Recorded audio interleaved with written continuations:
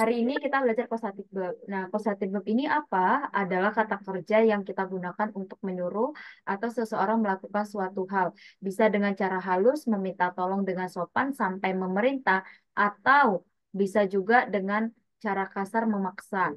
Ataupun bisa juga dengan cara membayar gitu ya. Jadi kesannya itu kayak memaksa lah ya. Nah, jadi kata kerja atau causative verb yang dimaksud adalah make, get, have, dan let. Jadi rumus atau pola kalimat causative verb ini apa? Ini yang harus kita pelajarin hari ini. Jadi causative verb itu memiliki dua tipe, yaitu aktif causatif dan pasif causatif. Ini ada beberapa contoh, Miss Dia bisa lihat ya di bagian ini. Jadi contoh ini itu harus ada polanya gitu ya. Jadi pola kalimat atau rumus untuk menggunakan causative verb ini ya memang kata-katanya ini yang khusus ya seperti let, make, sama have, dan get. Let ini kan artinya itu adalah mengizinkan ya, atau untuk menunjukkan jika seseorang membolehkan atau mengizinkan. Sebentar. Nah, jadi memboleh atau mengizinkan untuk melakukan sesuatu. Rumusnya gimana? Lagi-lagi, let ini itu dia harus eh, ada komplement humannya. Jadi kayak misalnya let me know gitu ya kan. Me itu kan saya ya human gitu. Jadi komplementnya setelah let itu harus human, harus orang. Noun yang orang gitu, bukan noun yang benda gitu ya, Miss ya. Oke, terus selanjutnya diikuti berinfinitif atau simple verb. Berinfinitif ini kemarin udah kita bahas ya, adalah verb murni yang belum ditambah ed, s ataupun es. Contohnya gimana? My brother let me choose the dress. Itu ibu saya mengizinkan saya memilih gaun, artinya kan. Selanjutnya, Gino let Gito borrow his pen, katanya. Gino mengizinkan Gito meminjamkan penanya. Terus selanjutnya Miss Hermina will let me day eh take the day off gitu. Ya, artinya Miss Hermina akan mengizinkan saya mengambil hari libur. Jadi contoh-contoh yang saya buat ini adalah sesuai dengan pola yang ada di atas. S ini subjek. Subjek kan bisa non-phrase. Jadi my mother ini sebagai subjek.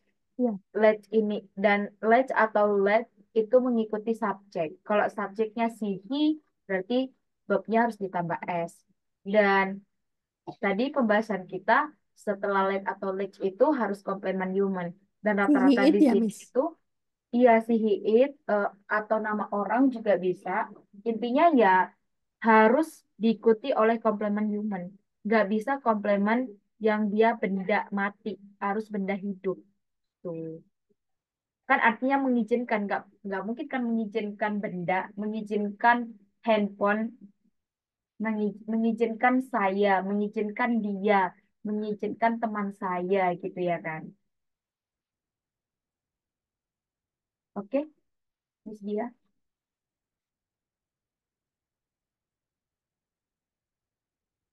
halo, Oh ada ya, Miss, pertanyaan? lupa nge-unmute. Sudah, Miss. Iya, ada pertanyaan? Belum, Dia Miss. belum. Oke.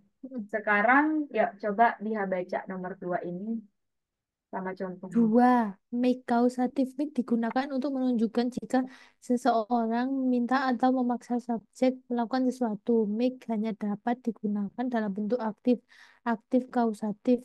Rumus S, make, makes, made, complement human, ber ini infinitive, simple verb. Example, I made my computer work. Saya membuat komputer saya berfungsi. Habibie and Ainun movie makes me cry. Theo makes his sister do his homework. Oke, thank you. Jadi yang kedua adalah make. Tadi kan udah let ya. Jadi ingat-ingat ya untuk pola let ya tadi itu harus diikuti oleh komplement human.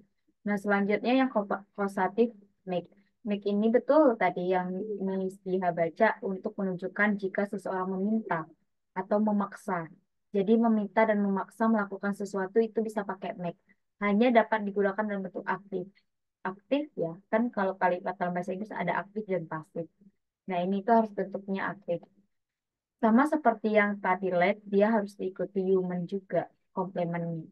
Jadi subjek make, mix atau make diikuti oleh komplement.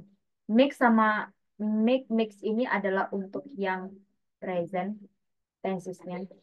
Sementara kalau Mid yang yang mid ini untuk yang past tense. past tense. Good job. Oke. Contohnya gimana? Yuk, coba kita lihat di sini ada beberapa contoh yang udah saya buat ya. Yang pertama, I make my computer work. Jadi nggak boleh Miss Ria buat I make my computer work misalnya gitu. Karena dia harus diikuti oleh berinfinitif verb satu yang belum ditambah s ataupun is kayak gitu. Contohnya, saya membuat komputer saya berfungsi. Berarti saya membuat komputer saya berfungsi itu udah lampau. Karena dia made.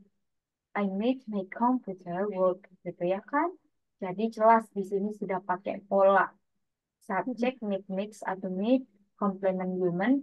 Humannya itu my. My itu kan pronoun saya, orang ya.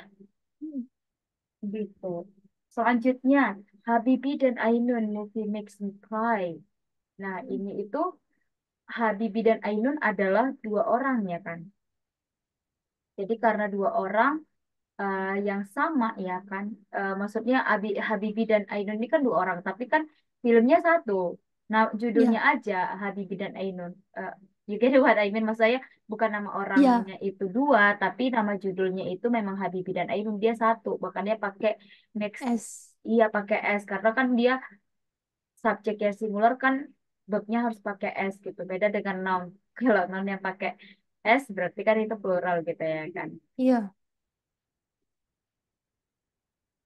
Gitu. Sudah? sudah, sudah, Miss. Paham, Miss. Iya. Nah, ini yang Tio make his sister do his homework. Tio meminta atau memaksa saudara perempuannya mengerjakan PR-nya. Ini udah jelas ya, Tio. Berarti Tio dia ya. Miss, Mm-mm.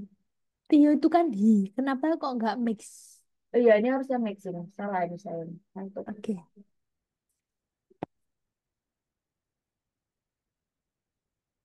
Ya, ini S ini. Thank you. Oke, Miss. Sudah ngantuk-ngantuk saya ngerjain materi ini. Jadi kalau misalnya ada beberapa yang kayak misspelling atau yang miss nggak paham, ya udah follow up question aja. Mana tahu saya Ya, salah gitu kan nulisnya. ya. Oke, selanjutnya yuk coba dibaca yang ketiga. Kausatif have digunakan untuk menunjukkan jika seseorang memberikan tanggung jawab kepada subjek untuk melakukan sesuatu. Have dapat digunakan dalam bentuk aktif maupun pasif. Rumus as, has, have, had, complement, bel, infinitive, simple, object. Rumus pasif kausatif. Subject has, have, had, complementing, past participle verb 3.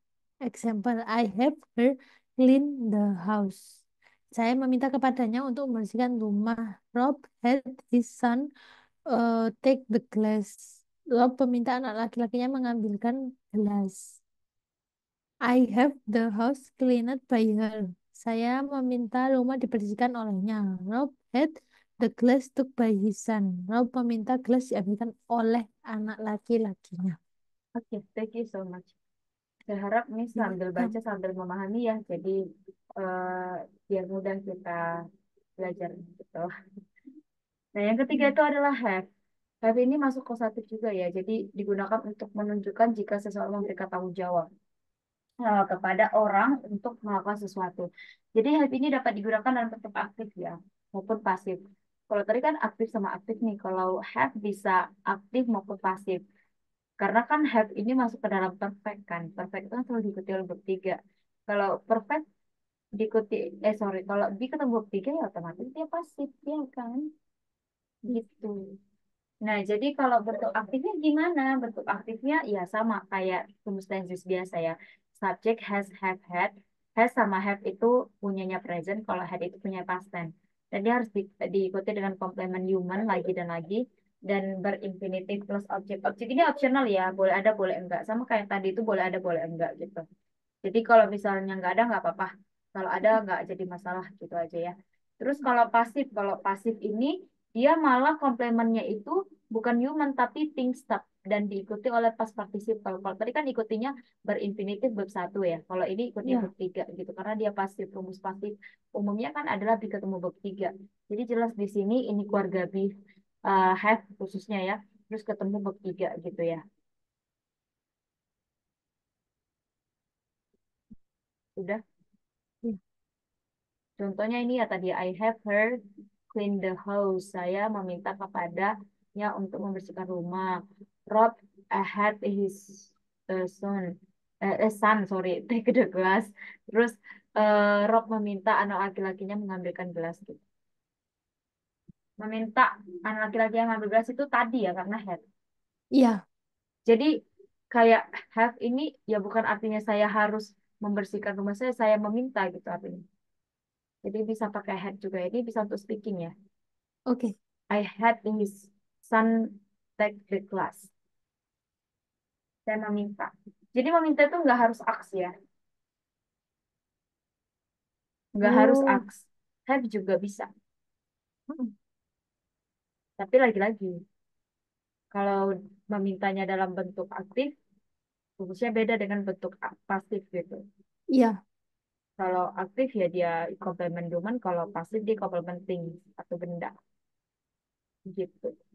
Dan rata-rata di sini semuanya benda ya. Clean. Cuman his aja ya. Misalnya Rob had his son take the class Mm-mm. gitu kan. Iya.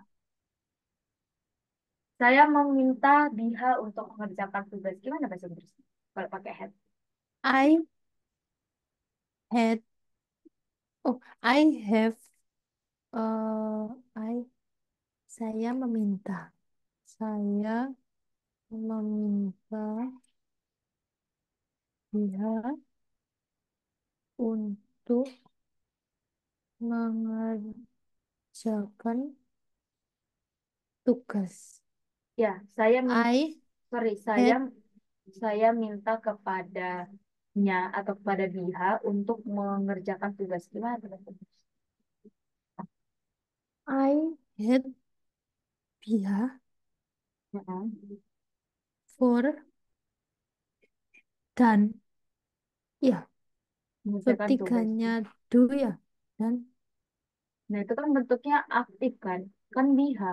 Berarti kan orang. Kalau orang komplemennya kan nggak pakai past participle verb tiga, tapi pakai to infinitive.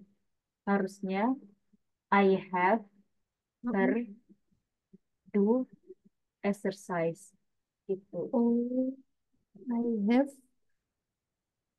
I have I her, have saya meminta her. memintanya to do this exercise. I Oh, have her to do this exercise gitu.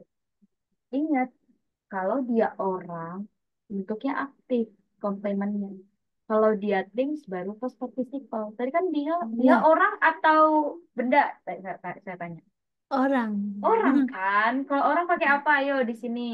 Pakai aktif, pakai Ah, have. ini. Terus pakai apa? Box satu atau box tiga? Satu. Terus tadi kenapa dan pakai box tiga? Soalnya fokus sama yang pasif itu, pasif kausatif. Ya saya sengaja buat soal yang tadi supaya Miss Biha masih ingat enggak kayak gitu. Ya, oke, Miss. Bisa ya? Miss, Gimana? mau tanya, kalau kayak menurut Miss ya, kalau misalnya kayak aku itu namanya, ya itu mintanya apa?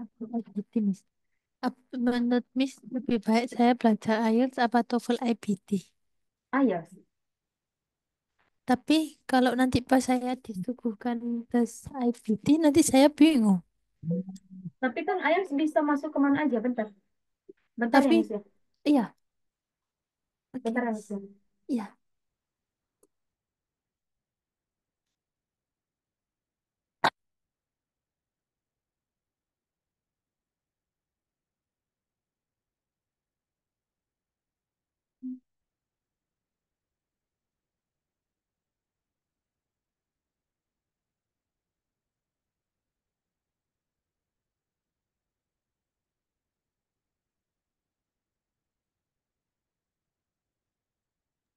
Halo, ya gimana gimana?